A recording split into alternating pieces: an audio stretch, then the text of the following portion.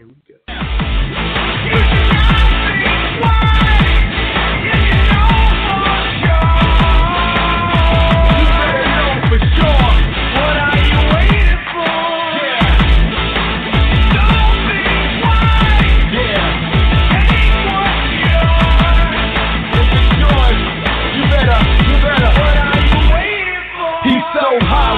Forsake him. Trying to reach his ultimate, but no ultimatum. Proverbials conveying my verbatim proof operations. All right, everybody, welcome back to Pride Rules episode 101. We are calling this the Air It Out episode. This is going to be a great one. I'm very excited. First and foremost, we want to shout out our sponsors, the one who keeps the lights on here at Pride Rules MMA, 80K Fightwear, Black Hole Jiu-Jitsu, Madama Jiu-Jitsu, 2-Minute Warning Sports 360, and our family over there at Fightbook MMA. Ladies and gentlemen, the phone line, as always, is open, 917-889-2676. That is 917-889-2676. I am your host, the Reverend Tommy D, joined with me tonight by the Latin sensation who bitch slaps Blog Talk and takes us across the nation, El Professor Omar Sangarima. What is up, buddy? Dude, I'm living the dream down here. You know how it is. Living the dream. How are you, sir? I'm fine. I'm fired up. You sound like you just took a big rip off the bong with Nate Diaz. That's terrible, man. I got a little bit of a cold this week. I don't know what it was, man. I think Sunday into Monday, something happened and I started getting the sniffles.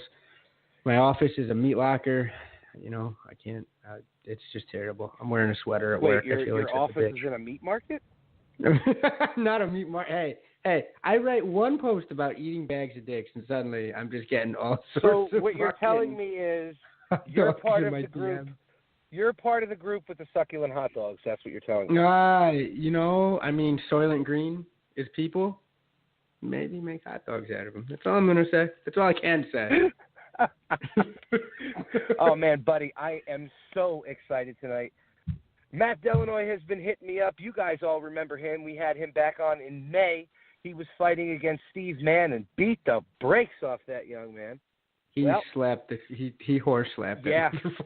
Yeah, he did. He proved, hey, look, he backed up his talk. He said that Steve's Mann record was padded, and he hit him with 1 and 2 and 17 strikes of leather in that fight before he decided to end it. But he is coming on tonight because Unified MMA fucked him over pretty big. I can't do it justice for him, so if you're listening tonight, most of you know the story. He will be on around 9:30. We're going to give him a call so he can come on and tell us exactly what's going on. But, buddy, right now, let's talk about some MMA news we got going on here, all right? Sounds good.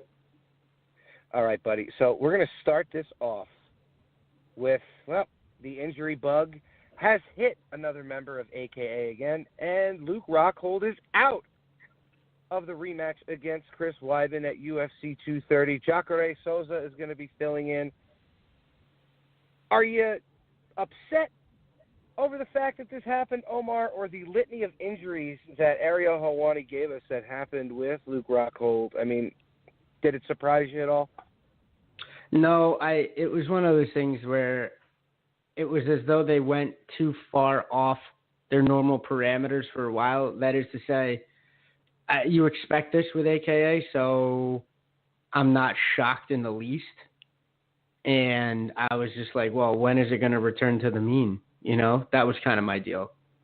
Is like, when is it going to happen again? So, you know, I kind of knew it was, and plus Luke, he's been a weird case in terms of like, it just seems as though he's,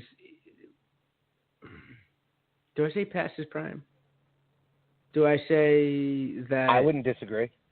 I mean, is he just never going to be what he could have been? You know, it just seems as though he's been tumbling, or like on that slow tumble, you know, when you put your delicates in the dryer ever since the situation with Bisping. I just never seen, like, he's had inconsistent spits and spurts. I don't know what's going on in his personal life. He just hasn't seemed like the same focused fighter. You know, injuries happen. I get that, but when this is your only sole focus and it's your profession, you might do well to be a little more careful. That being said, I don't think it is for him. I think my main point in all this meandering is that I think his head's in different places, and I think that's hurting him at this point. So, well, you know what? If it was one injury, I would get it. But he broke his nose doing grappling. He sprained his ankle, he sprained his knee, one of the two. It was just like a laundry list of shit that Ariel Helwani had tweeted out. Like, it looked like he was talking about maybe 3 or 4 members of AKA. Yeah, or it looked like a list of suspensions, right, from one event. Yeah. Didn't it look like it was like, okay, so-and-so broke his nose, so-and-so hurt his leg, so-and-so. No, it's one poor bastard. Yeah. So it's got to make you question the training methods over there. I mean, is he still training 100% at AKA? Because I know he was training over where, Volkan Ozdemir was training. I don't know if he's still over there. So I don't think he was anymore. Places? I think, but again, it's one of those things where it's like, I think just his heart's not in the game anymore. And I'm not saying that has anything to do with the injuries, but it's like, in my mind, I want to say it does in a weird way. Something's going on. Luke Rockhold went on a different path. I feel like he did the choose your own adventure, and he chose a little bit out of fighting. And in the fight game, you can't be a little bit into fighting, or else it's going to catch up with you in some way, shape, or form. So I feel bad because not only is it robbing the fans of a really great matchup, it shook up the card. We're getting good matchups anyway, thankfully, but like, it's one of those things where I think then it made the card a lot less strong than it could have been. Well, I mean, look, let's be real here. I don't know that many people who are that excited for the Derek Lewis versus Daniel Cormier fight that is headlining UFC 230. Oh, that smush match that's happening, you mean? Yeah. I'm a fan of them both. I really am a fan of them both, but this was like it was going to be recorded on 8mm? Because it's just going to be murder. All right. Yeah, I don't know.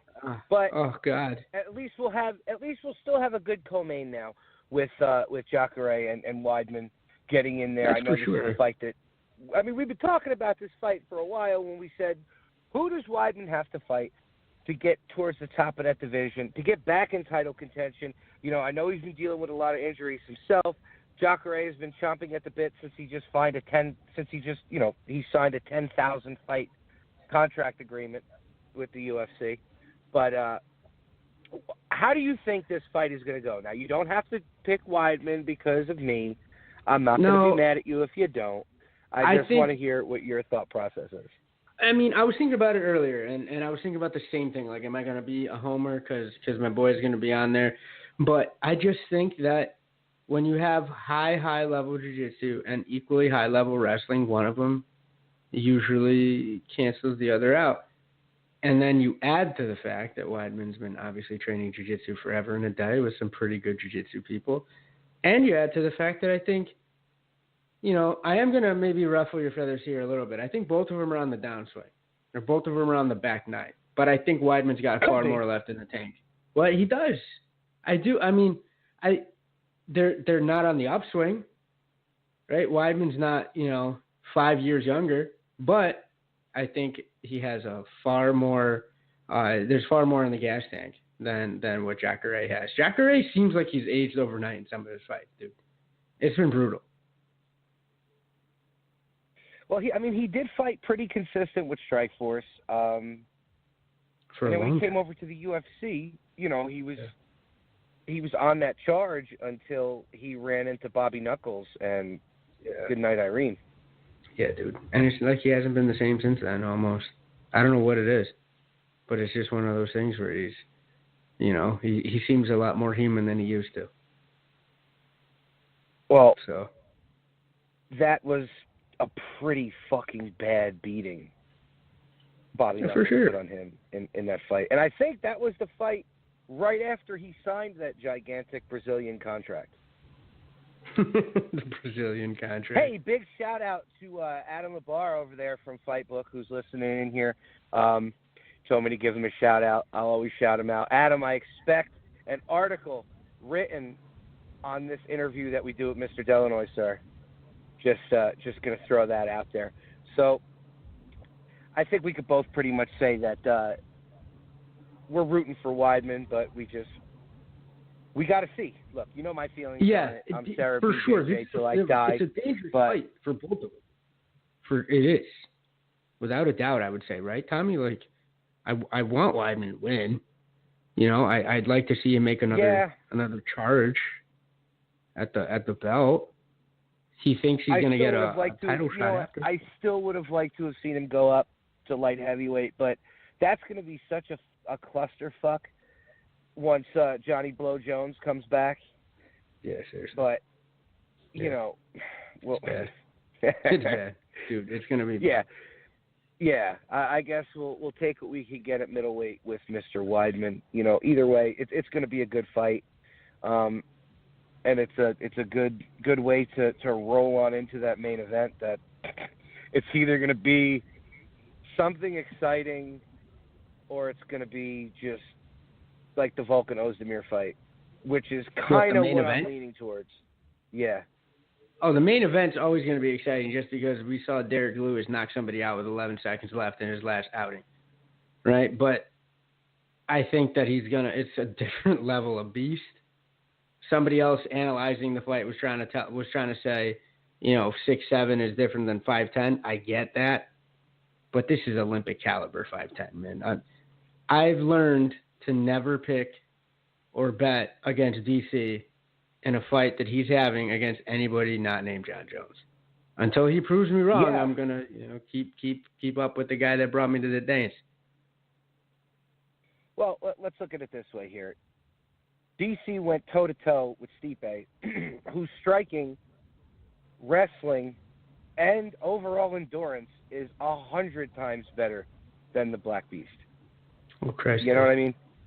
Hey, Christ. So, this is just the UFC's limp-wristed attempt to get DC that first title defense under his belt before he turns 40. Because that one last fight that he's going to have when he's 40, that's going to be it. I don't know if they're still going for that Brock Lesnar fight. To me, it would make sense because I think it's the only thing that makes money unless John Jones decides to go up to heavyweight. But John Jones is fighting Gustafsson for the light heavyweight belt, most likely. I don't think they're going to do another champ thing again. I hope not, because you know what? It's a rarity. It's a unicorn. But if they keep doing it, it's just going to fucking water it down, and it's going to be just like another interim belt if they keep doing champ fights. They can't do the champ thing again because what they just did with it at light heavyweight and heavyweight shows you really what it is. If they liked DC more, or if they didn't love John Jones as much, he'd be able to hold on to those two belts for as long as he fucking wanted to. Because I don't think he's going to be here for that long.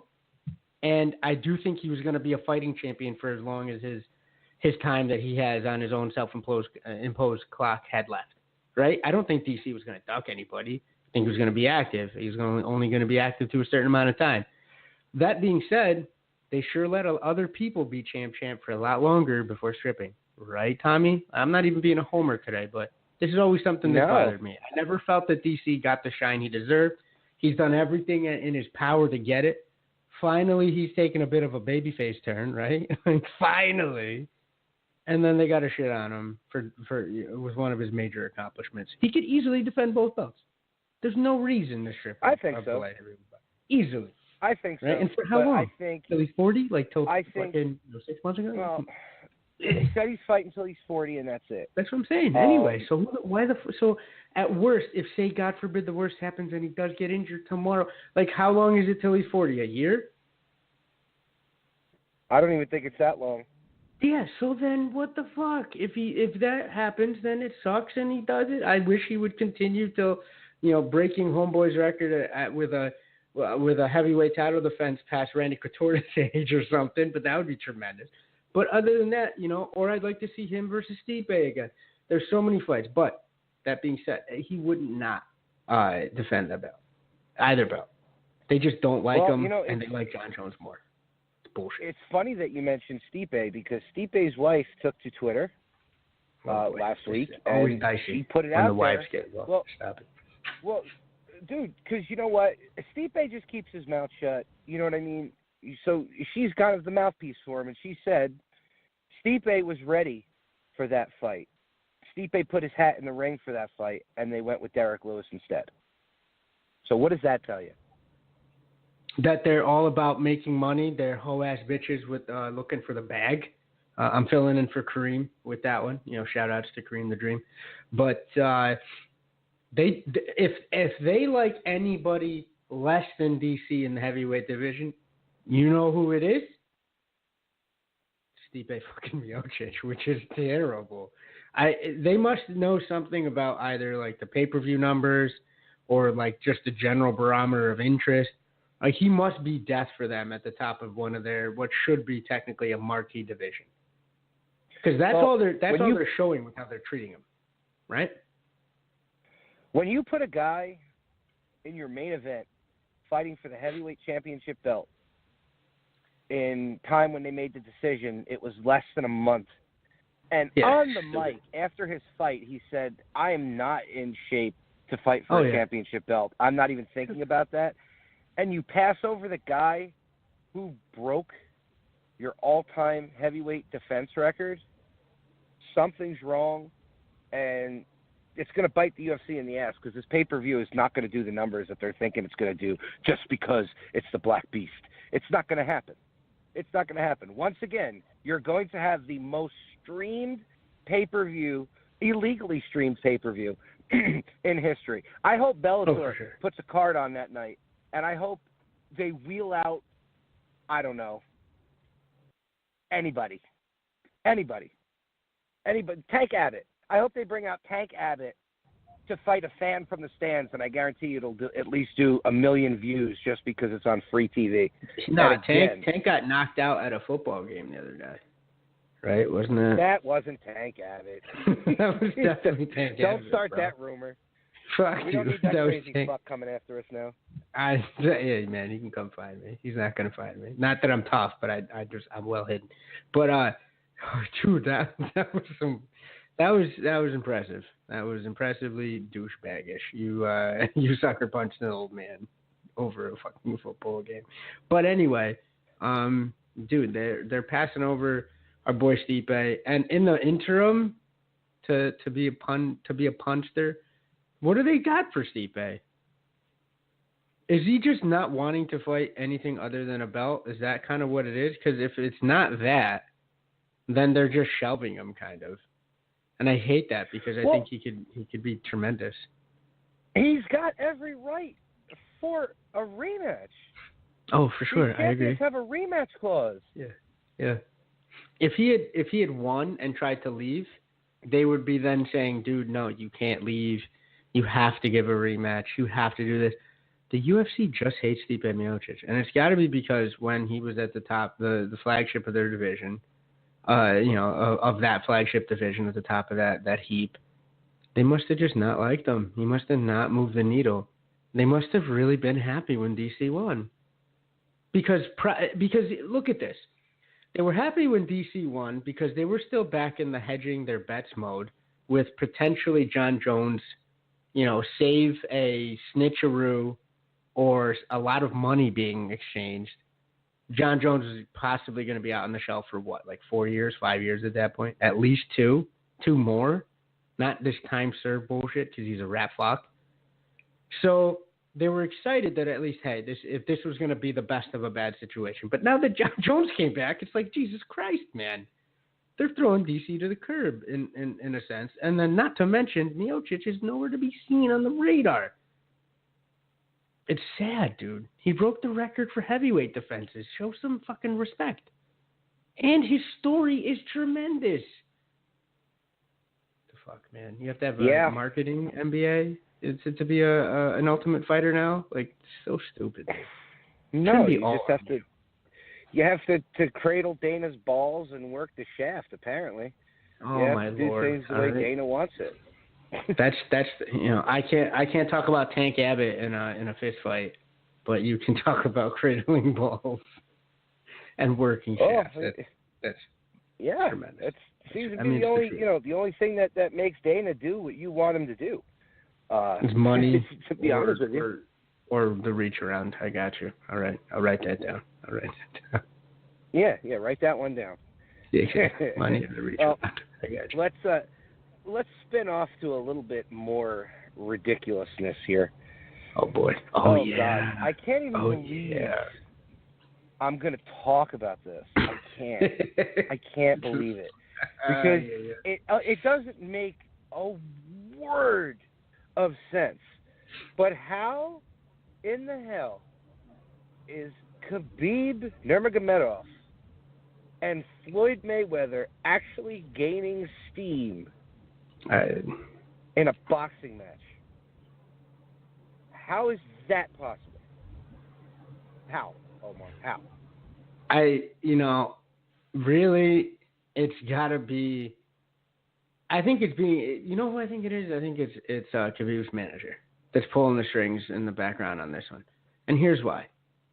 We saw Conor do the whole Floyd dance, and after he emerged from that debacle, because it was a fun to watch debacle that made both men rich, he came back and he had all the power in the UFC.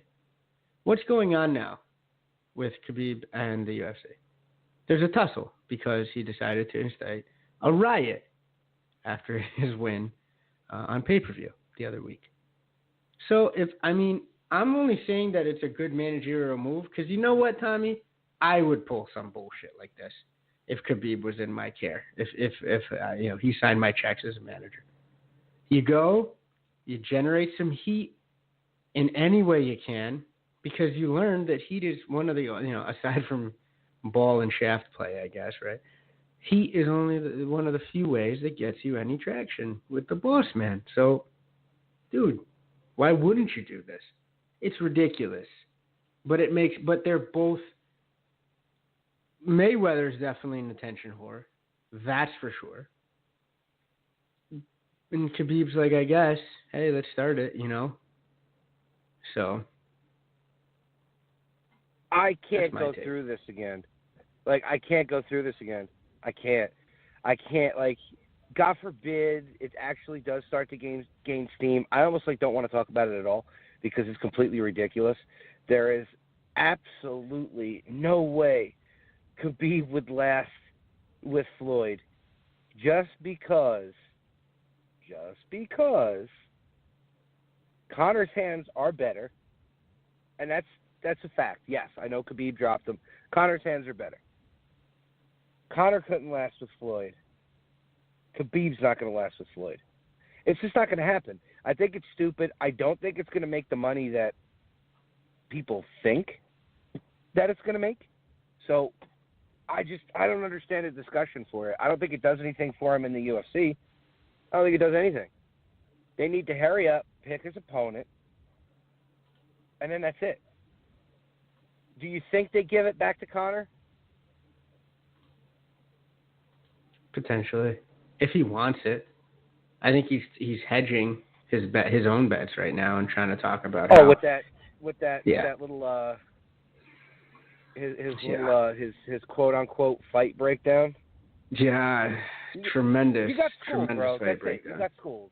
You got schooled. You went in there with a guy who can grapple a lot better than you can, and he beat the piss out of you. That's it. It happens to At the everybody. end of the day, yeah. There's no two ways about this. Yeah. What you and would his look fans better his fans if you are hysterical. His fans are hysterical, though. Oh, this is a real fighter. This is a humble fight. Get the fuck out of here. Get the fuck out of here. Okay, guys. So. Get out of here. He got his ass beat. It was goddamn glorious. I swear to God, I can't wait every year when that picture of Khabib pouring the proper 12 out on him with the 27-0 across Conor's mouth comes up on my time op every year because I'm just going to be so excited. Just going to be so excited. You're absolutely going to be sharing the shit out of that on everybody's time. Oh, God, yeah. Yeah. Oh God, yeah. It pained me to take the picture off. It did. It really pained me to take the picture off. Just because it was so damn glorious. It was a big move for you. I know. And I don't care. Like, they could run that fight back 10 times. It's going to happen the same way 10 times. Because at this point of the guy's career, he's not going to have a grappling level even close to Khabib's. None. Impossible. None. It's impossible. It's not. Dude, it'd be like me trying to then outplay a concert pianist that's been doing this for what, almost 30 years now? And I say in 6 months I'm gonna come back and we're gonna have dueling pianos at a bar down the road here, right? No, impossible, dude. It's impossible. So, yeah, that's all I gotta say, dude. Pick something you've done for however long in your life, and then somebody else comes along and says, you know what, I'm so good that I'll master it in 6 months, enough to be able to be competitive with you at it.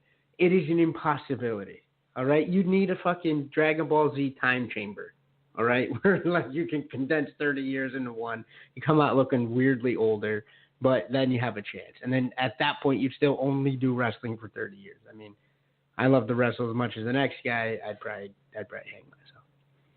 You know, I get bored. Yeah. I need some books.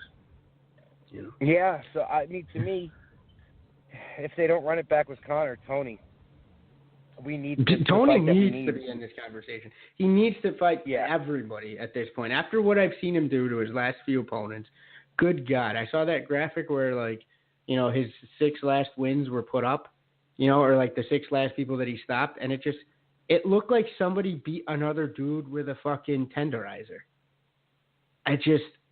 My man, he's crazy, but he's crazy for a reason. He's crazy like a fox in the fight game, man. You got to be something to build in your own gyms. I'm gonna start doing it myself. You know? Not to mention, we've been promised this fight 3 or 4 times before. The fight is cursed. Always happens. So if it happens again, I mean, I'm gonna take the side bet of it not happening. That's the only time I'll whip out. Well, maybe the belt will, you know, make the MMA universal line, and the fight will actually happen. Dude, I don't know. Who the fuck knows? I doubt it, though.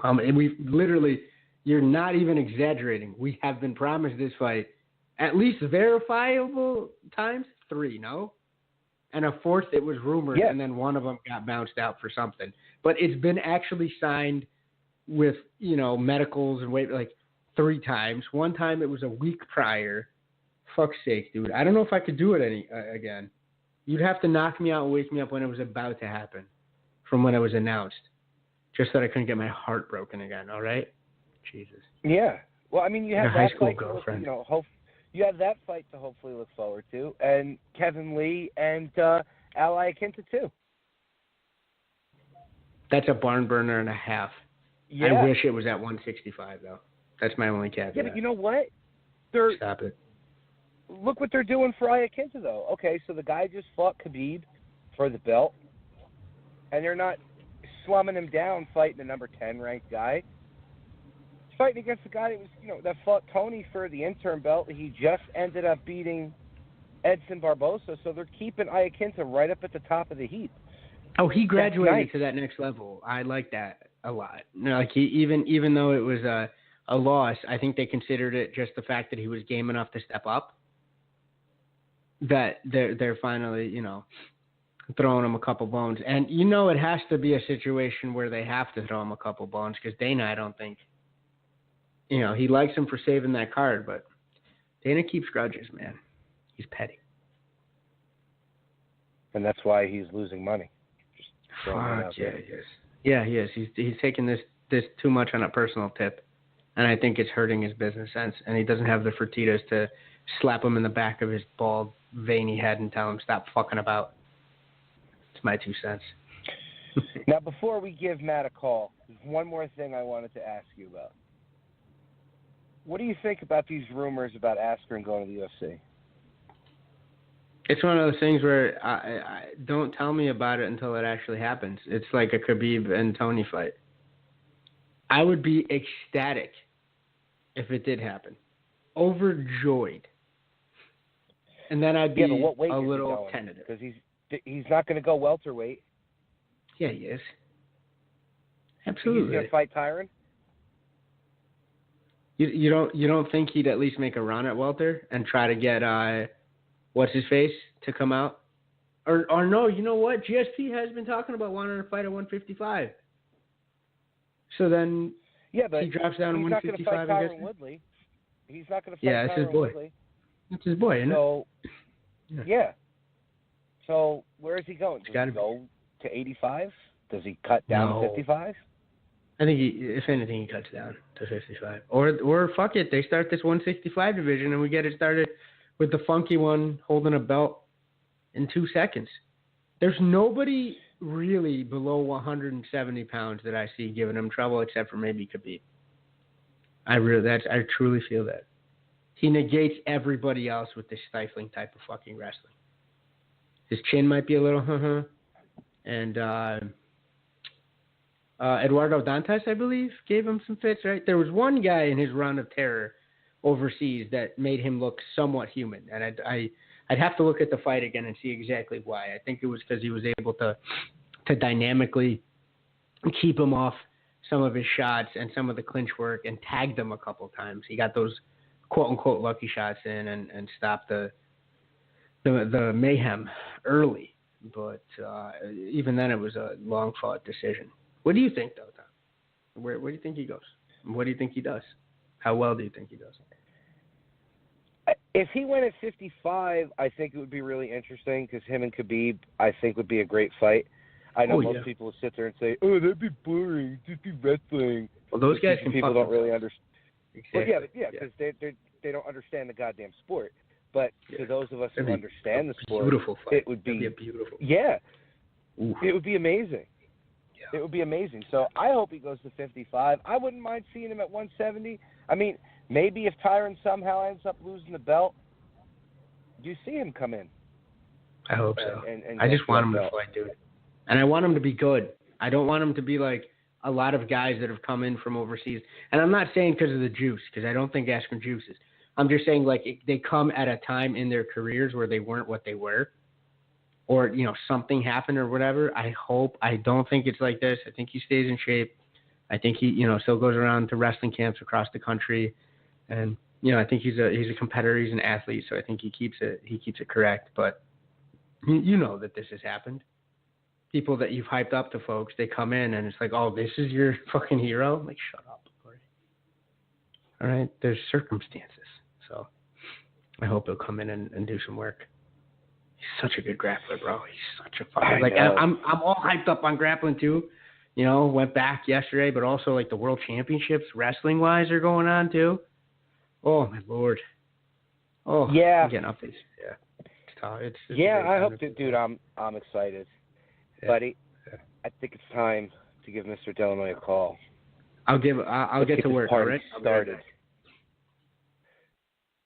Let's get this party started. Well, guys, while we're waiting for Omar to make the phone call, you guys need to check out the World Bare Knuckle Fighting Federation. Their first show is happening in Wyoming. You guys need to go over to fightbookmma.com. Check out Adam Labar's articles. He's writing a ton of articles for them. It's great. Hello. Matt, what's up, buddy? Hey, how's it going, man? How are you, brother? Welcome back. Oh, not bad. I'm doing good. How you guys doing? We're good, man. So it's funny. I was telling Omar that, you reached out to come on because when we had read on your social media everything that was going on, we were talking about it, and we were pretty goddamn shocked.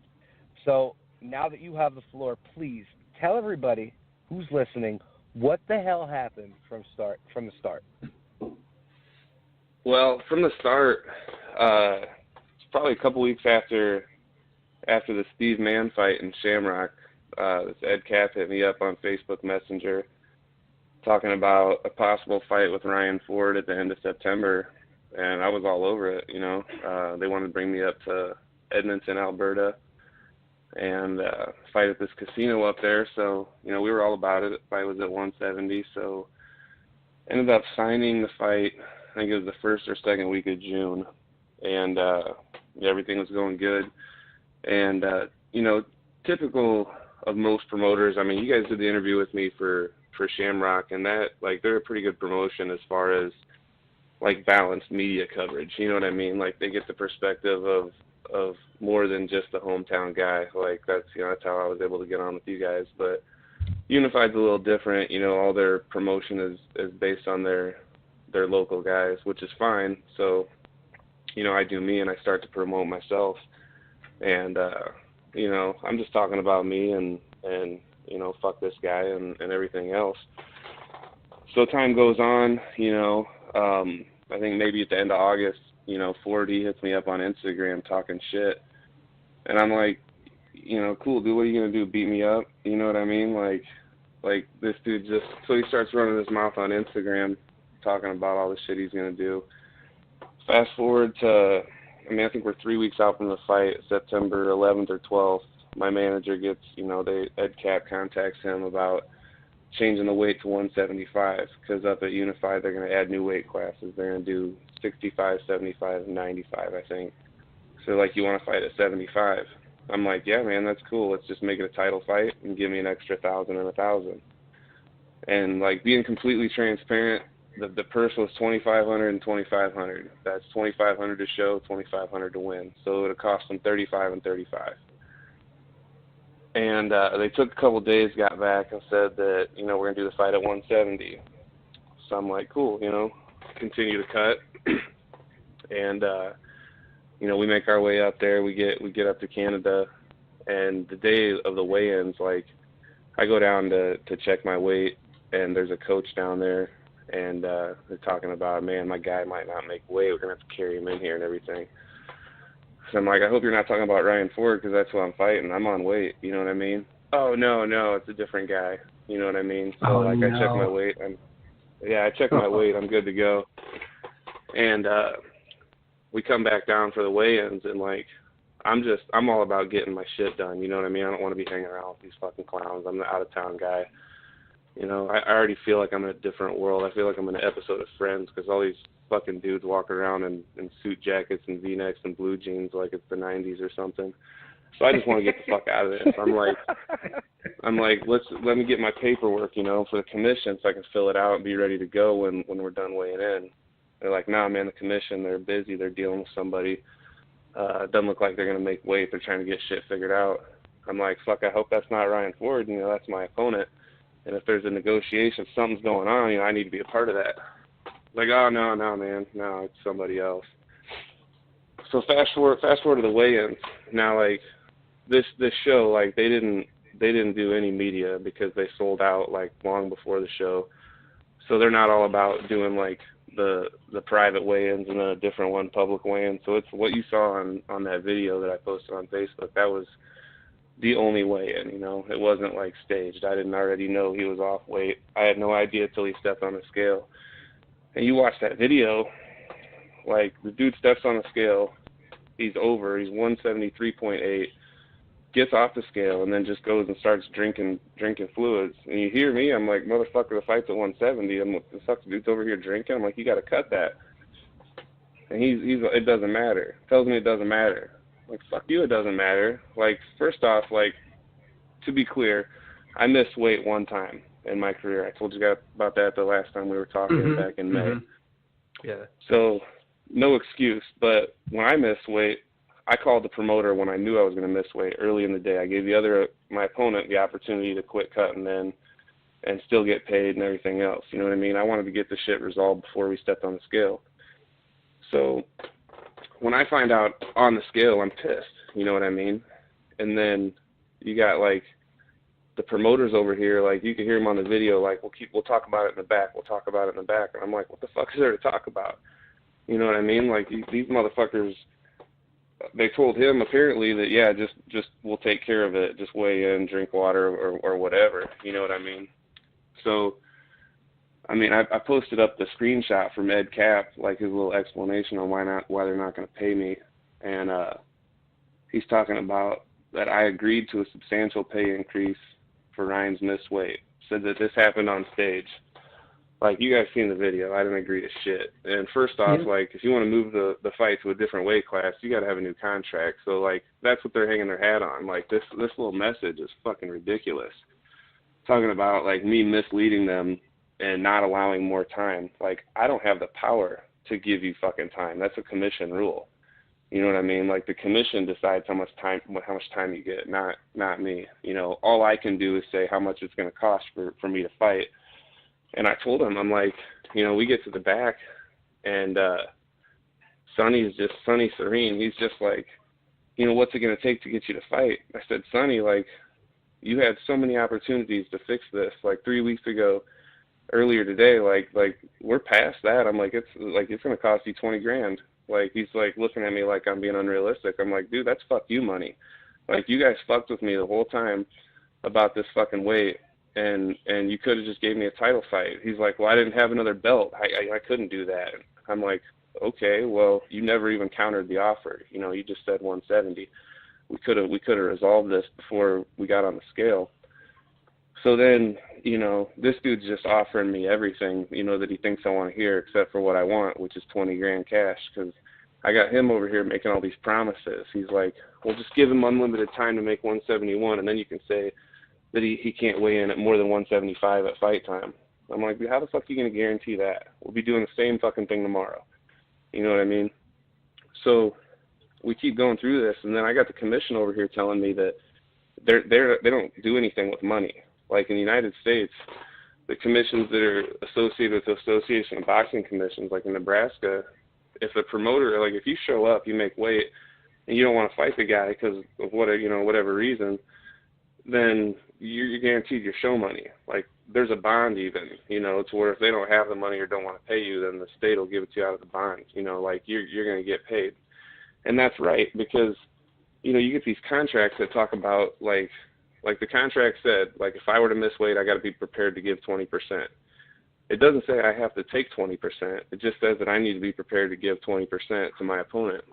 So, you know, guys like Ryan Ford look at that, and, like, in theory, like, missing weight by a pound or by 10 pounds, it doesn't matter, you know. It's a competitive advantage. If you stop cutting right when it's really tough and I keep going and put my body through that shit, then, you know, that's less hard work for you, you know what I mean? Like, so basically right now we're at these guys throwing all these offers at me, and then, like, get this, Sonny's like, oh, we'll make it a title fight. You know, I got 3 belts when I ordered belts. We'll make it a title fight. We'll give you that deal. I'm like, where the fuck did this belt come from? Like, 10 minutes ago there's no belt. Now you got a belt. Commission's telling me they're not guaranteeing shit. Like, you guys are full of shit. And then you get that Canadian passive aggressive, well, it seems like you just don't want to fight no matter what. You know, like this underlying tone that you're a pussy if you don't want to fight. And I'm just like, you guys are crooked as fuck. Like, you got this attitude where I'm not going to get shit if I don't take one of your fucked up deals. So, like, I'm out. Like, the fight was off, you know. And that's the thing, man. Like, after doing this as long as I have, I learned along the way that you got to be ready to, like, you know, you got to be prepared to tell a promoter to fuck off sometimes. And that's basically what it came down to. And then at that point, like, you know, the fight's off, and they're talking all this shit. Well, yeah, you just don't want to fight. You just don't want to fight. I'm like, well, cool. Well, it looks like I'm not fighting. And then at this point, they're like, okay, we'll wait here. Because I'm like, well, fuck you, I'm done here. I'm going to go back to my hotel room, you know what I mean? So they made me and my corner wait there for like 15 minutes so they could get us an escort.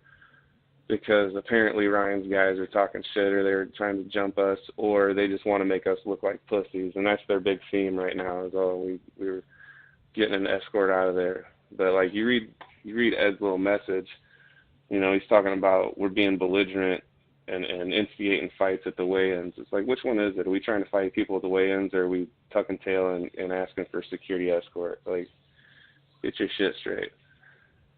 But, yeah, at the end of the day, I haven't been paid shit, and I sent a demand for payment letter to the promotion, to the casino, and then to the native group that controls the land the casino's on.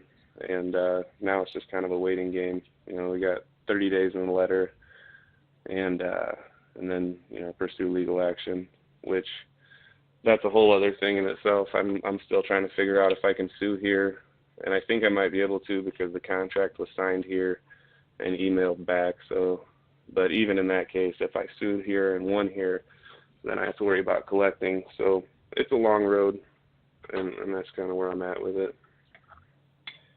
Yeah, you sent me that, and I'm just looking at the shit that you had to come out of your pocket for. Like that's crazy. That's crazy. Yeah, I mean, well, that's part of it. You know what I mean? And like I told you guys before, I'm not doing this shit for the money. Like, there's expenses on that I'm not even asking for. You know what I mean? Like, I had a lot of good opportunities in this camp. My buddy Nico Price, he was in town doing some training, and him and his coach invited me out to Colorado Springs to go out and train with them. So I went out there for a week. You know what I mean? And Nico's a super cool dude. He wouldn't let me pay for much, but still you got expenses while you're out of town. You know what I mean? There's always shit that comes up. Yeah, but little stuff. that was it was a great addition to the fight camp and everything else. So you plan on shit working out, and when it doesn't, it kind of sucks. But that's the other thing too, man. These guys are trying to say I was trying to get an easy payday or something. That's just a load of shit. Like I break even on a fight like this, you know what I mean, with all the expenses. And I mean, my corner, he had time away from home, away from making money and everything like that. I didn't get paid, but I still felt obligated to take care of him with what I could, you know what I mean? There's no free money in this shit. Like, you got expenses going into it between medicals and, trying to promote yourself and everything else, but you just, normally it works out, or you break even or maybe come ahead a little bit. Now, has this organization been known to be scumbaggy in a sense? Because wow. Yeah, that's a good question, and I honestly don't know. You know what I mean? When they offered me the fight, I did a little bit of research, and it looks like they put together a pretty good show. It's heavy on the amateur side of the card. They do a few pro fights, but the money seemed good and everything else, but it's just hard to know, and that's one of the things for young fighters, man. If you're fighting for a regional level show, which that's what Unified is, it's a regional level show in Canada, but when you're going across the border, you really got to do your due diligence. You got to research and see what's up with the commission. Like, I'm finding out a lot of stuff now that I didn't know. Like, the commission that oversaw the event, they're not associated with ABC. They're not part of the Association of Boxing Commissions. So me filing a grievance here with ABC is going to do nothing. You know what I mean? And there are promotions outside of the United States that are. So that's something you really want to look out for as a young fighter or a coach that's trying to get your guy fights. Like, there's good opportunities out there. You know what I mean? There is. And you're always going to deal with a little bit of bullshit along the way. I've had the majority of my fights in my career have been out of town, and I've had some of my best success out of town fighting the hometown guy. But they're not going to make it easy on you. People always, they know the expression, you can't leave it to the judges, especially out of town, that kind of shit. But there's little stuff that you don't realize till you get on the road and go to a lot of different places. I remember, and one time I fought Shamar Bailey out in Indianapolis, and all the local guys that are from Indiana, they had to stay in a hotel. They're all staying at a nice hotel, and me and my coach, they put us in like a Roach Motel in the ghetto, 25 minutes away from the venue. Little things to fuck with you. Yeah, exactly. Yep. Yeah. Yeah. And I knew shit was gonna be funny when we got to Canada, because we walk in the room and it's a room for me and my coach, and there's one bed. You know what I mean? Like good one, guys. You know what I mean? Yeah. Yeah, You booked me back in June, and all the double bedrooms must have been sold out this whole time. Canadians got a thing for double bedrooms. That's the thing. So they put a lockdown on them real early. What the fuck, dude? Like, yeah, it's little stuff that's just petty that you're like, come on, guys. Little details that show you where they are. I mean, and then on top of it, the big whammy with this bullshit with the money, man. Good Lord. Yeah. Well, it's been an interesting process the whole way through.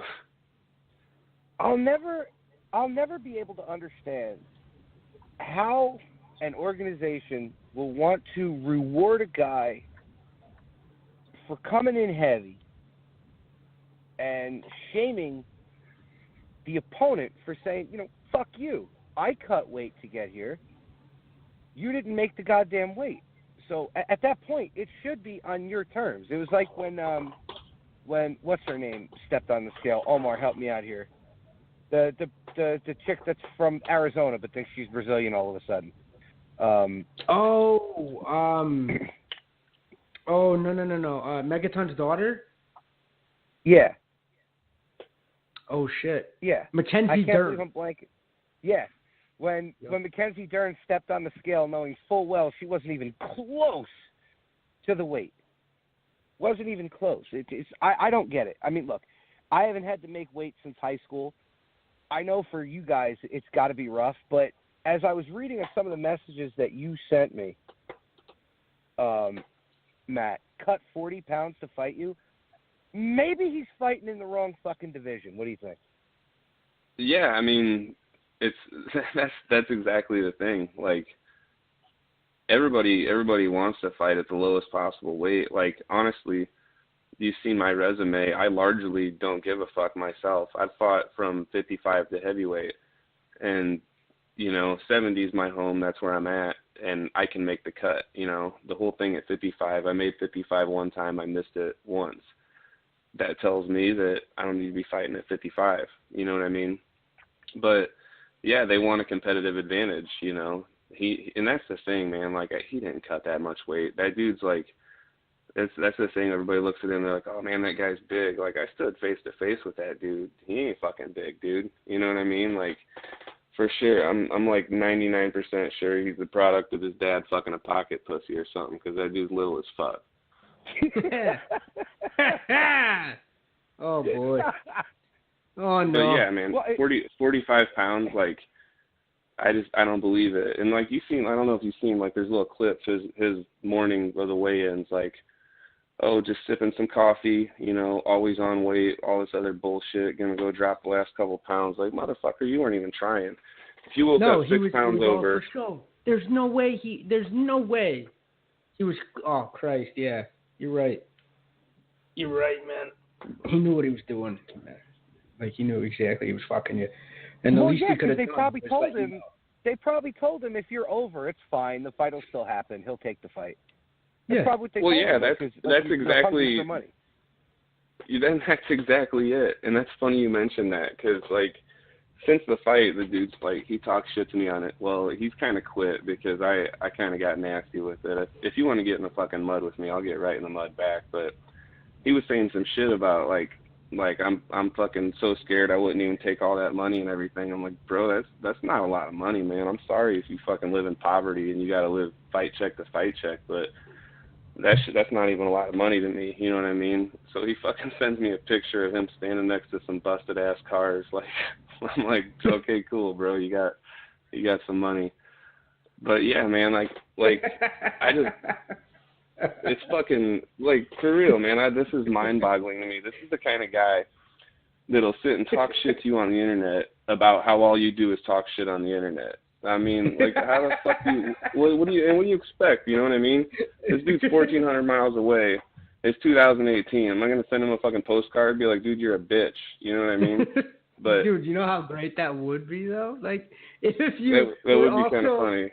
If you also just fucked with him online, but then you, like, recorded that you were sending him a postcard, and all it says was, you're a fucking bitch, and then you put the stamp on it and you send it out. Oh Christ!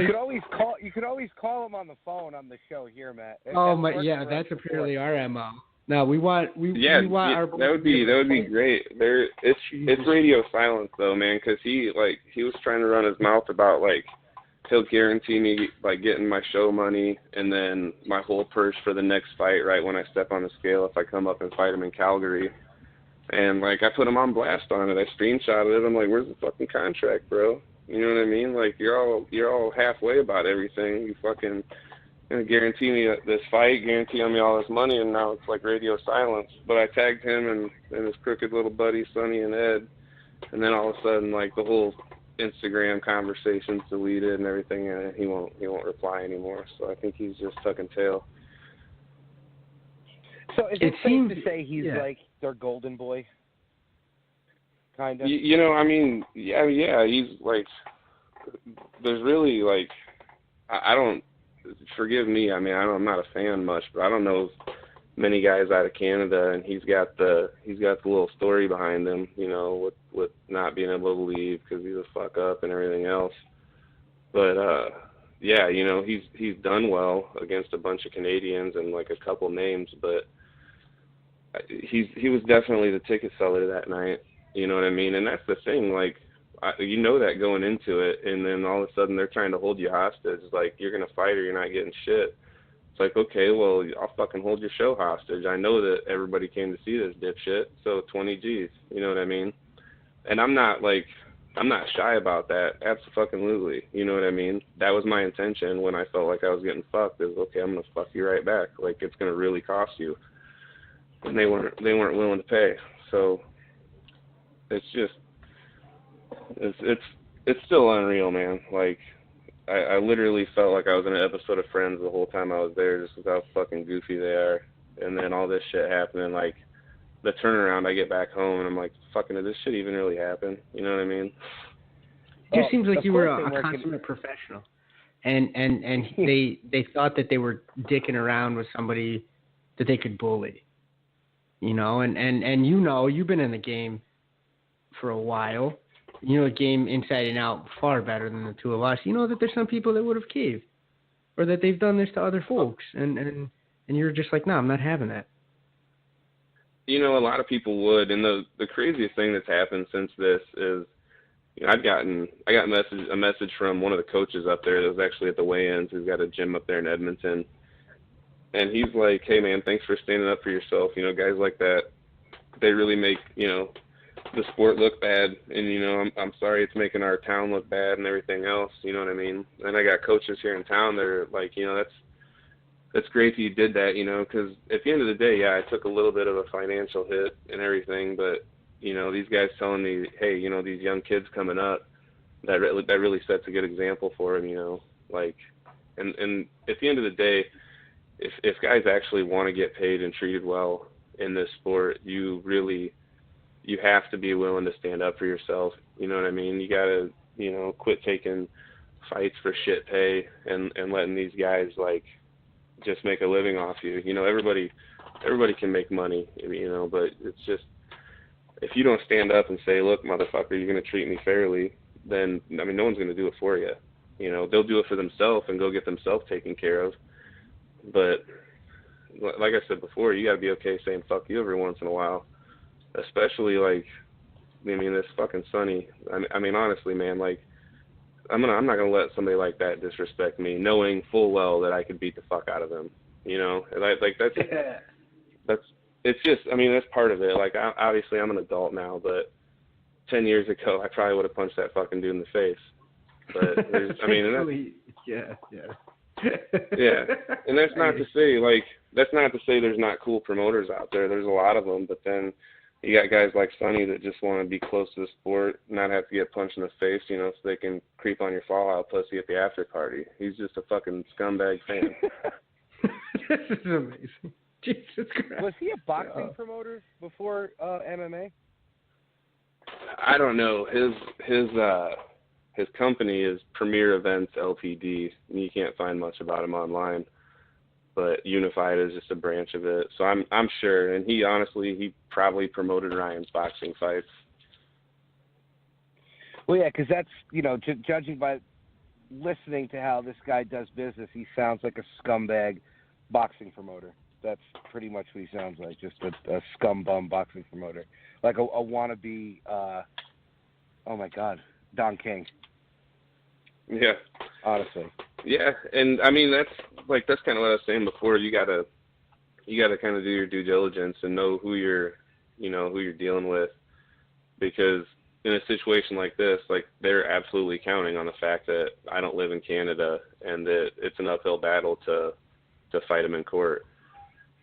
So, I mean, it's kind of it's a really shitty way to be, because, and I don't want everybody to get a bad idea about the whole country, because I'm sure, you know, plenty of Canada is cool, and I kind of had fun with the fuck Canada, and it got really nasty online a little bit with some fans on both sides, but, you know, Canada's cool.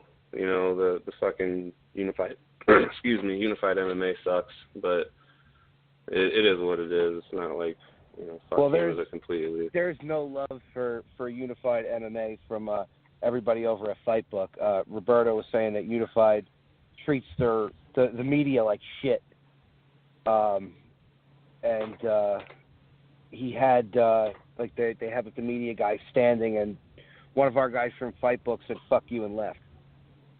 So that right there kind of shows you how bad that organization is. If you're treating the media, the people who sit there and write online to the world to tell about your organization, you're treating them like shit, they're going to give you a bad write-up. And that's not good. As they should, man. Like, that's the thing. You know, you got a lot of these promoters out there that they're all about, you know, the fighter needs to promote the fight, the fighter needs to do this and that and everything else. It's like, cool, man, but, like, you got to do that shit too, and you got to have good relationships with people to do that. And doing this kind of shit, like, it doesn't surprise me.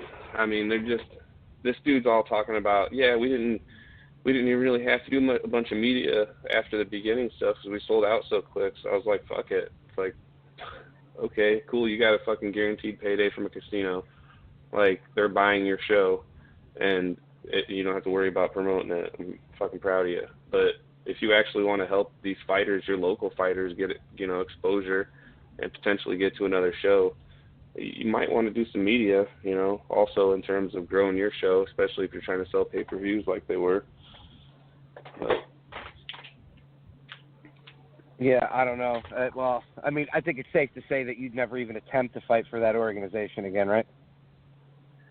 You know, there is a way.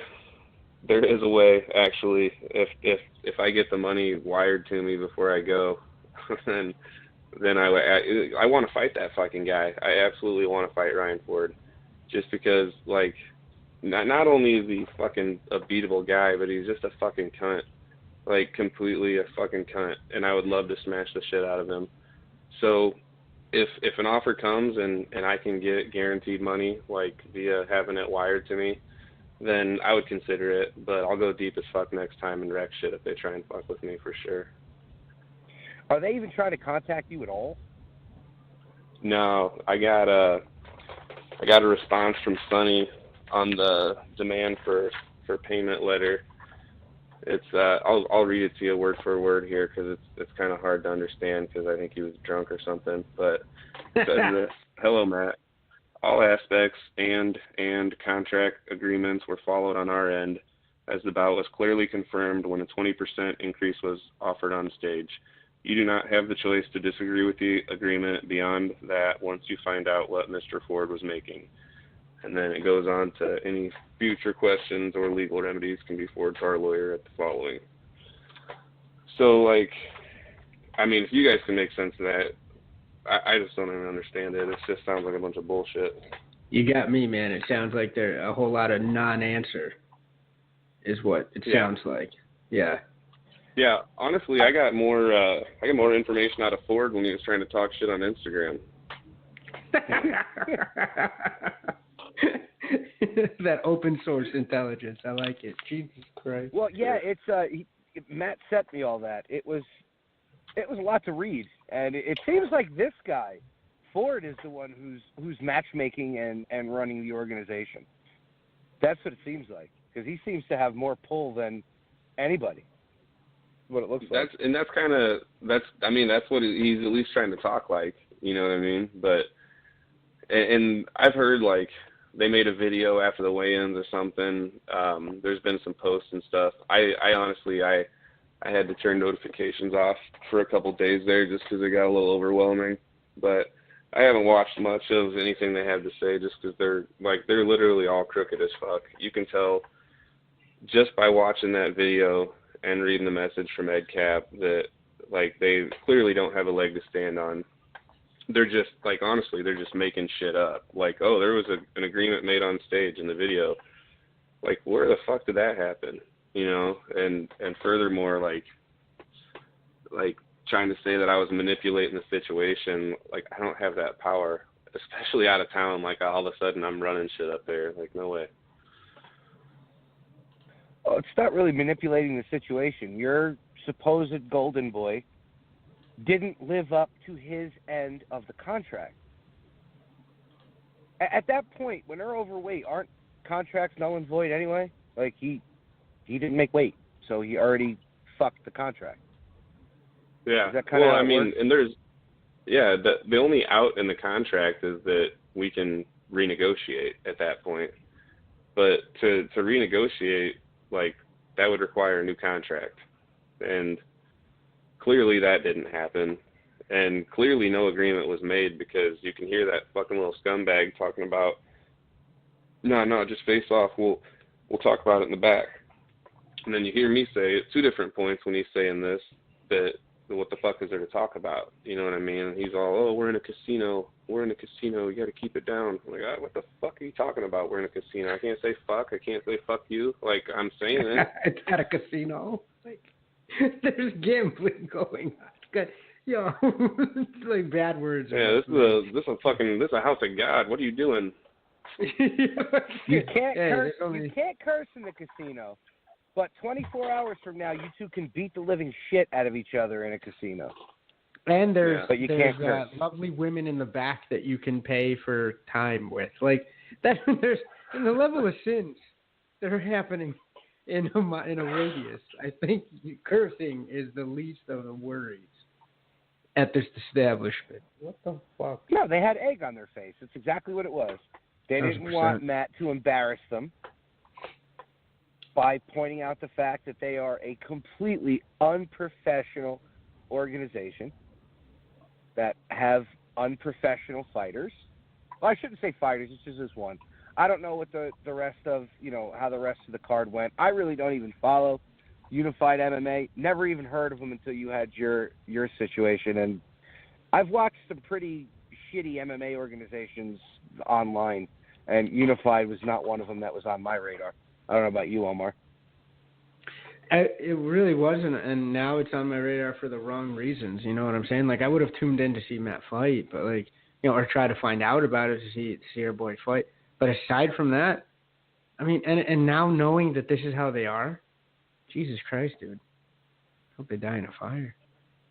No, they're bullies. That's what I hate to see, is that, they're like, hey, people are fighting for X amount of money. We can maybe be shitty to them. They'll do whatever. And then what I love is that they thought they had an insurance policy with a conversation with you about renegotiating it. And it's just like, guys, there's timestamps. There's digital evidence. Like, what are you trying to manipulate? And that's what they hung their hat on. That's ridiculous. Yeah, it's mind-boggling. Like, it doesn't even seem real. Like, I mean, as fucked up as it is to say, it's like you're referencing this fucking video that I posted. You're clearly referencing this video, and it doesn't support a fucking thing you're saying. Like, what world are you living in right now? I don't get that. It's like, this could go down, I want to say, like, early 90s MMA or early 2000s, right? Where, like, the internet's big, there's a more he said, she said. If they got whoever yells loudest would have won this argument. But, like, there's evidence, guys. There's proof. You guys are scumbags. That's it. End of story. And then the chain of events shows that there was one guy definitely in the loop with the promotion, and one guy they thought they were going to dick over. And what I hate is that, like, if they're doing it to you, they're doing it to other people, and then at the end of the day, like, what if they do it in a situation where somebody gets hurt? more so than a regular fight. You know what I mean? Like, you're a pro. You know what you were getting into. But you know of people that have been bamboozled into fights that they shouldn't have been taken, with guys that they shouldn't have been matched up with, definitely bigger folks that weren't cutting. They were cutting. Suddenly they get blasted. You know what I mean? For fuck's sake, dude. Like, this is not the way to push the sport forward. Yeah, at the end of the day, it's like, it just fucks with the integrity of the sport. Like, we've come a long way. We really have. And I feel like, by and large, it's pretty fair, you know.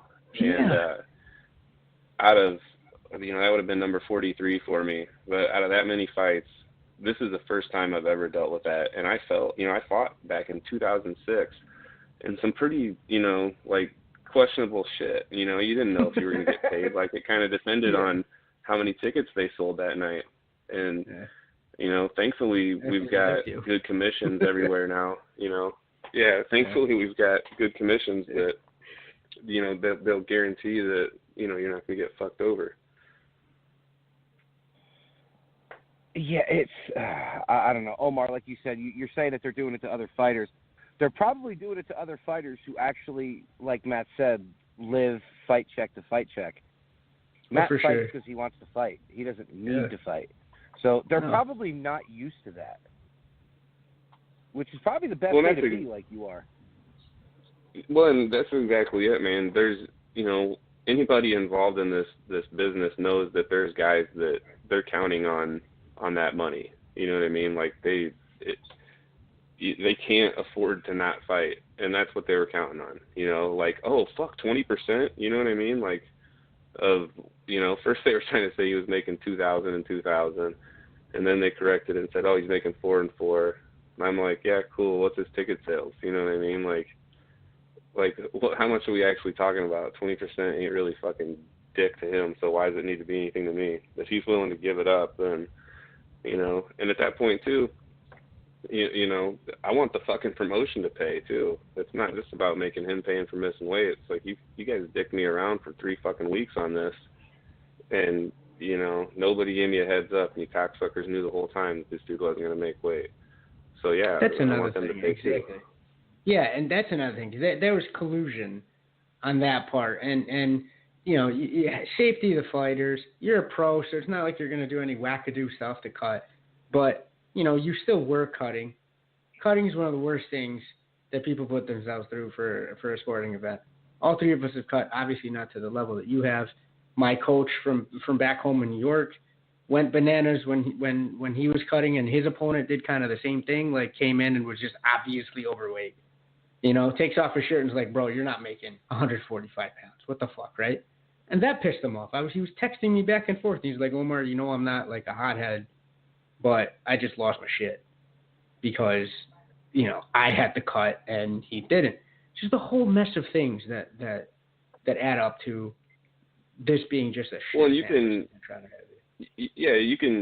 ease some of that stuff by giving a little notice. You know what I mean? Like, if you really want this all to come to head when I'm still dehydrated, when I just got done making weight, I'm pissed off already. You know what I mean? Like, I'm pissed off because I want to eat some food, and then you pull some shit like that on me. Like, we could have made this a lot more civil, and honestly, like, this fight probably could have happened if they would have. Like, it definitely would have happened if I would have been guaranteed my money, because it wouldn't have taken 20,000.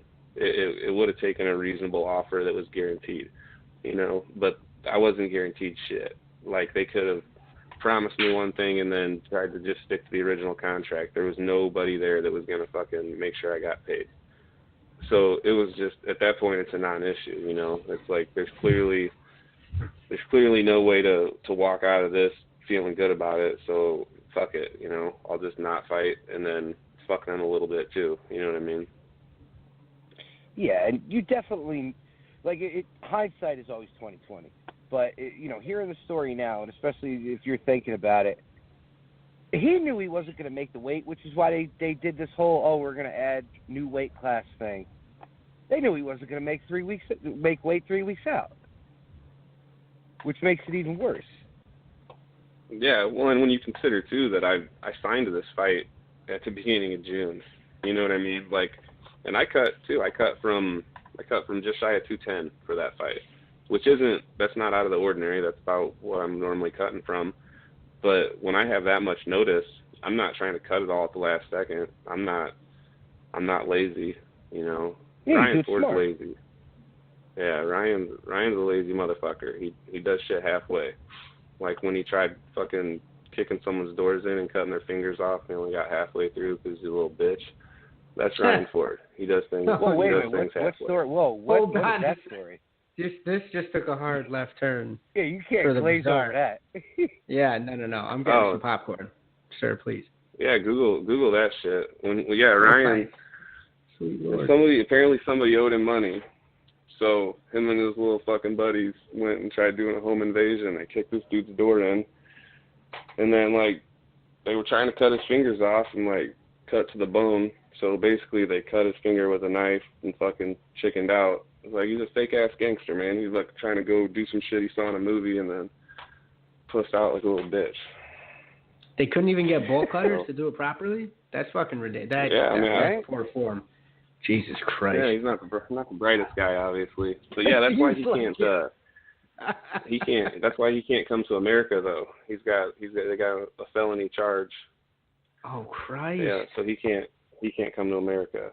So if I do want to fight him, I have to fight him in Canada or Mexico or some shit like that. Have him go to Mexico. Just leave him there. Well, you know what? We don't want him here. We don't want him here. You can't make weight. You can't cut fingers off. Get the hell out of here. You're of no good use. You're of no good use. He wasn't being a nationalist until you mentioned the fingers. I think that poor form is what got Tommy more pissed off than anything else. God damn it. Thank God he's not Italian, because he'd be a disgrace. He would. I was going to say. I didn't want to pull that off, being from Jersey and all, but you know what I'm saying? I'm mad for you, bro, because it's so disgusting. It really is. Like, I don't know, we talk about this kind of stuff all the time with, you know, the weight cut, and we talked about this with Eddie Gordon, right, Omar? Like, we were saying, you know, who gets the money, the commission, you know, gets the money and stuff like that. It's dumb, man. I don't know. You're a contractor, right?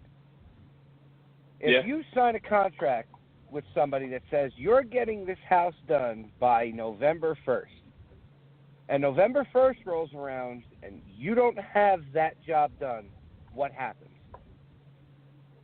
Oh, you just gotta take a big drink of water and call them all pussies and shit, and just you're scared. No, man, you're fucked. You're fucked. I mean, that shit doesn't work anywhere else. You can't just act like a clown when you fuck up. And you know what I mean? Like, there's penalties. If you're in a contract and you don't honor that contract, then you better be expected to fucking pay a penalty. You know what I mean? Or they might just give the job to somebody else. And that's another thing with this fight situation. You know what I mean? Like, they could have offered me another opponent that was actually at 170, and you know, if I turn that down, then that's on me. Like, you know, I said it many times, showed up on time, fucking on weight, ready to fight. It didn't have to be him. You know, they had options, but they were, you know, obviously dead set, and you know, I was going to take a deal or I was going to get fucked. I still think it's hysterical when they say, oh, you just don't want to fight. No, I just made the trip all the way up to fucking Canada to fight this guy, but I don't want to fight. I went through my fight camp. I made the weight, but I don't want to fight. Like, yeah, no, I really wanted some fucking, I just wanted some authentic poutine. That's fucking all I came for. That's what I was going to say. You wanted the fucking gravy fries. Jesus Christ. Yeah. Syrup. Yeah, no, it's a real, like, it's almost like a fucking high school mentality. You know what I mean? Like, oh, you're scared. You're scared, bro. You know what I mean? Like, yeah. What, are you going to fucking double dog dare me next? You know what I mean? Like, who the fuck are you? How old are we? It's getting close. It's getting close. He's going to send you a note in class. Meet me in Canada at 3:30. Yeah. Like, what the fuck? Then I'll write him a note back and call him a bitch. He'd be like, man, all you do is write notes talking shit. Now, were there negotiations with you through Facebook Messenger? For the after he missed weight? Yeah. Or for the fight? Yeah, after he missed weight, it was. Well, they hit me up originally on Facebook Messenger, and I told him I was interested in the fight and that he'd have to do everything else with my manager. So all that was done through email and probably a little bit through social media and everything like that. But the contracts and everything were all done through email. I just find it funny that the rest of it they're doing through Facebook Messenger. Like, really? Yeah, well, and that's the other thing too. Like, we tried calling them, and it's part of my manager's response, because that message from Ed was sent to my manager, and his response was like, "Guys, come on, be professional. Like, pick up the phone and let's talk about it." And thankfully, I'm actually glad that they chose to do it this way, because if they would have said all that stupid shit on the phone, there would have been no way to screenshot it and show everybody. So, in a sense, it's kind of good that they shit down their leg like that. It's so weird how it's gotten, Omar, isn't it? Like we're so doing sad discussions through Facebook Messenger. It's just showing they're checking off all the boxes of how to be an unprofessional bunch of assheads. They really are. They're going out of their way. You know what I mean? Like, Matt didn't even really have to clown them that bad to make them look like clowns, because they're fucking clown shoes, man. I don't get it. I don't either. So what's the plan, Matt? Are you looking to fight for another organization or what? Yeah, I had a couple good offers for the middle of December, and timing wise, like my girlfriend and I we're going to Florida for like 2 weeks here on Halloween. So yeah, the timing doesn't really jive for a training camp. So I'm gonna relax until after the holidays, and I'm shooting for January or February. But I was looking at potentially LFA and then maybe Shamrock again for that December stuff. But like I said, I'm gonna just kind of take a little break for a minute and get back after it beginning of next year. Well, hopefully you get paid by then. Yeah, I mean, we'll find out. We'll see. And like I said, man, I mean, if they get their shit together and put the money out there, if I got guaranteed money, I'm not scared to go back. Like, it's no big deal. Like, I understand that if I'm gonna fight this guy, it's the options are limited. Or maybe there's a reputable show up there that'll be willing to put the fight on. So we'll see what happens. But I'm not closing the door on that yet. I mean, the funniest shit about all this to me is, like, I tagged Sonny and everything, and he got me ignored or some shit like that, but he never unfriended me. Like, oh, nice. Yeah, like, yeah, Ed unfriended me like day one. Yeah.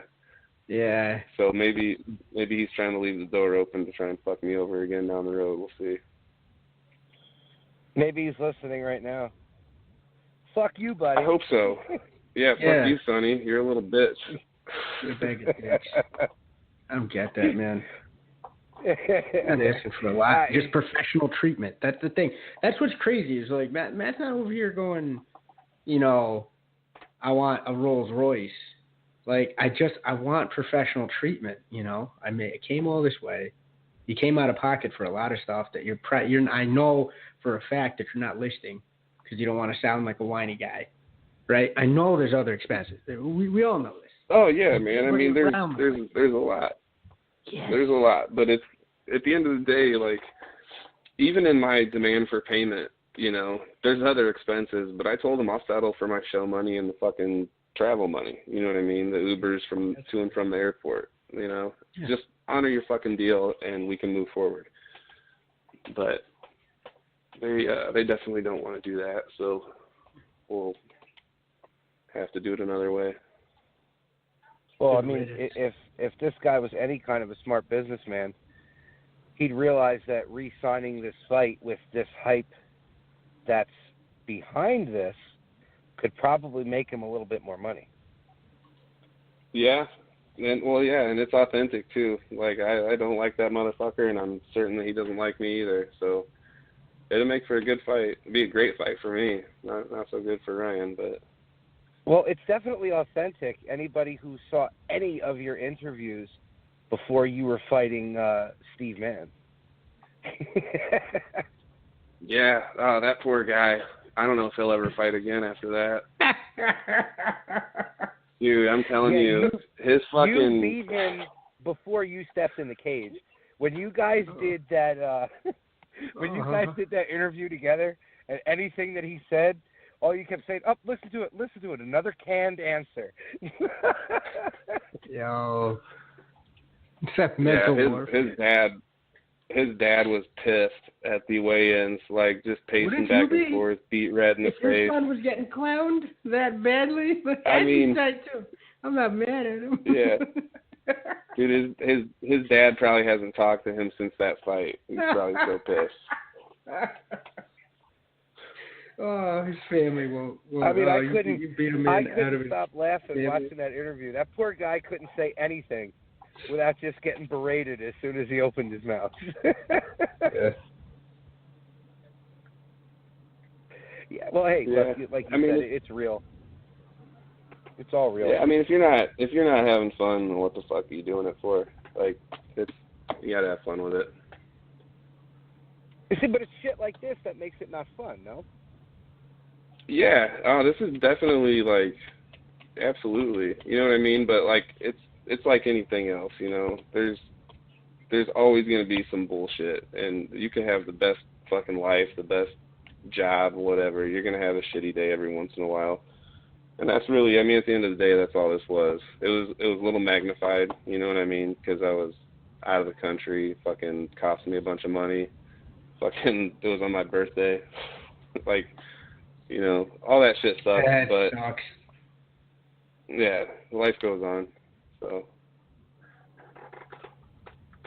Yeah, man, this is just friggin', it's just completely unfortunate. I mean, and it's scary because I'm pretty sure the top organizations are doing shit like this to fighters too. You know what I mean? I know it's not just this organization itself, but, you know, you saw Bellator paid one guy like $2,000 on their last fight that they had. You know what I mean?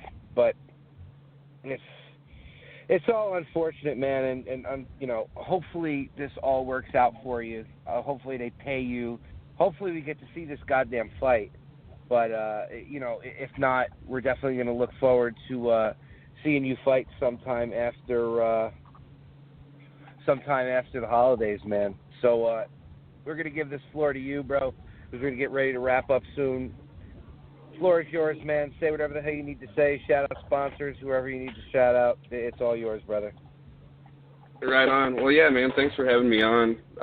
It's nice to have a platform. You know, let people know some of the shit that you don't hear about when you're reading on MMA Junkie.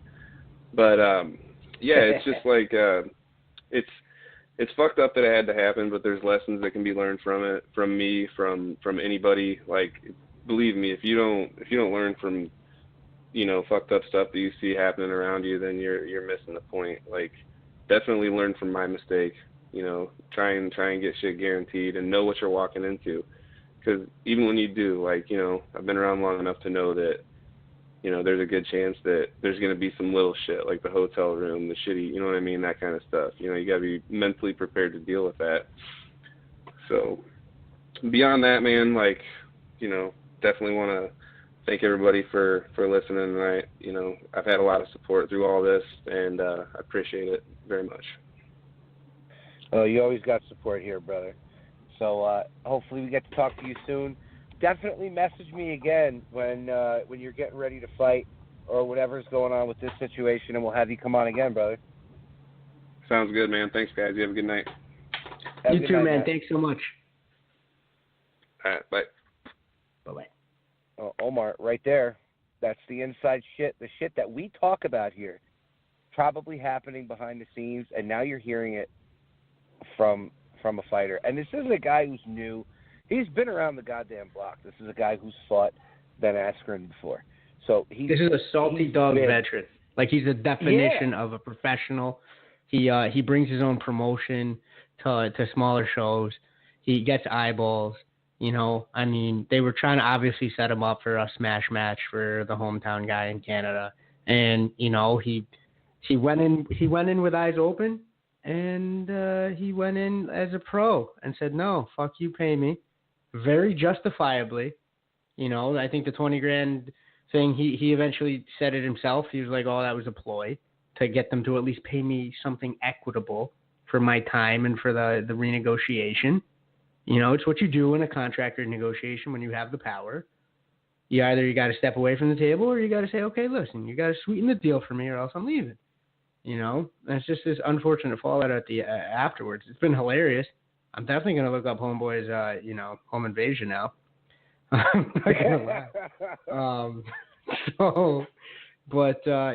I'm glad he was able to get on and give us some context and kind of let us know, and hopefully, you know, if we by the by have some aspiring fighters listening, like, be this guy, be a pro, show up, make weight, do what you say you're gonna do, and but also stand up for yourself, because it's just, you know, come on. That's what I was hoping for with this show tonight, for sure. Maybe there's somebody who's in the amateur circuit getting ready to come up to the pro circuit. The kind of thing that you need to watch out for is a situation like this, where it's not always right to chase the money. If there's circumstances that, you know, are going to be benefiting your opponent instead of benefiting you. Yeah, if you turn around and won, okay, this guy came in heavy, you won the fight, you're still not getting what he's getting paid. Like, he's telling me this guy's getting 4 and 4. Matt's getting 2 and 2. He comes in on weight. This guy doesn't. Who's the real professional here? Who's the guy that the organization should want to get behind? It's an abortion, man. It really is. It's just sad. Yeah. It's an organization making the fighter bigger than the organization. And that is not the way to run that shit, because it always turns around to bite you in the ass. Every time. Yeah. And I think that's a good thing to close out on. It's like my Jerry Springer fucking, remember what he used to do at the end of the show? Yeah. Like the what we learned, or like the lesson learned at the end of the day. Fuck. God damn it, Tommy. That's the lesson learned. Don't chase the money unless the juice is worth the squeeze. 100%. Get punched in the face for free, like I'm trying to do. And speaking of which, special shout out to our buddy Sean Teed. He just had labrum surgery. He is healing. He just got his stitches out last week. So hopefully we see a big return from Sean coming up next year. He hit me up right after his surgery to let me know everything was going okay. Beautiful. So, yeah,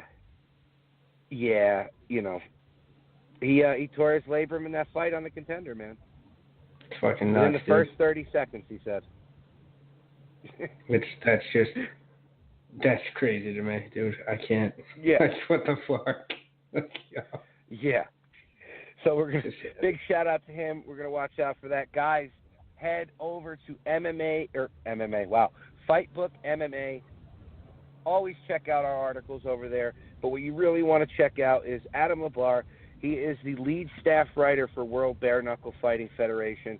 They got their first fight coming up in November. That's the organization that Chris Lieben has signed with. That's the organization that Sean Merriman has signed with. They got a really good pay-per-view coming up. You guys need to check it out, but you really need to check out Adam's articles. They are amazing. They're tremendous articles, and that is why he is the lead staff writer for that organization. So check them out. Head over to FightbookMMA.com. Head over to 2 Minute Warning Sports 360. Buddy, another show in the books, 101 in. Next week, I'm going to try and line up a guest. Maybe we get a good guest on. If not, hopefully Kareem will join us. We always have a good conversation. So shouting out to our sponsors, 80K Fightwear, Black Hole Jiu-Jitsu, Madama Jiu-Jitsu, 2 Minute Warning Sports 360, and our family over there at Fightbook MMA. I am your host, the Reverend Tommy D. With me, as always, El Profesor Omar Sangarima. We are Pride Roof Podcast. Good night. It fell off the roof of my car. It fell out of my backpack. Oh, it fell off my grocery cart. I tossed it to a really clumsy friend. I tripped while jogging. My 2-year-old had a temper tantrum. It bounced down 2 flights of stairs. No matter how you broke your smartphone, there's only one smart way to fix it. Batteries plus bulbs. I dropped it on the floor, and he stepped on it. Schedule your repair at batteriesplus.com. Want entertainment designed just for you? Then check out customizable streaming TV from Xfinity. It makes your life simple, easy, awesome. Xfinity gives you customizable streaming TV options. Enjoy the most free shows anywhere on any device, and even access your streaming apps right on your TV with X1.